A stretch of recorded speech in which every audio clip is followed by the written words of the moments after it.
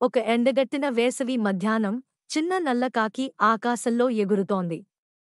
Monday ఎండ కిరణాలు భూమిపై దంచుతుండగా కాకి భయంకరంగా దాహంతో పోతూ నీటికోసం వెతుకుతోంది. చాలాసేపు ఎగిరిన తర్వాత ఒక పెద్ద చెట్టు వద్ద ఒక కుండ ఉన్నట్లు కాకి గమనించింది. ఆనందంతో అది త్వరగా కిందకి వచ్చి తన దాహం తీర్చుకునేందుకు ప్రయత్నించింది. కాకి కుండలోకి తొంగి చూడగా కింద కొద్దిగా మాత్రమే నీరు ఉంది. కాని అది తాగడానికి కాకి ముక్కు అందలేదు. కాకి కొంత నిరాశ చెందింది.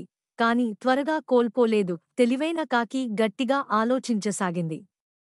అప్పుడు అది చుట్టూ కొన్ని చిన్న రాళ్లు ఉన్నట్లు గమనించింది. అప్పుడు ఒక గొప్ప ఆలోచన దాని మనస్సులోకి వచ్చింది. అది ఒక చిన్న రాయి తేచి కుండలో వేసింది. నీటి స్థాయి కొంచెం పైకి వచ్చింది. కాకి మరింత రాళ్లు తీసుకుని కుండలో వేయడం కొనసాగించింది. క్రమంగా నీటి స్థాయి పైకి పైకి రావడం మొదలైంది. కాకి ఉత్కంఠగా గమనిస్తూ తన విజయం దగ్గర ఉందని తెలుసుకుంది.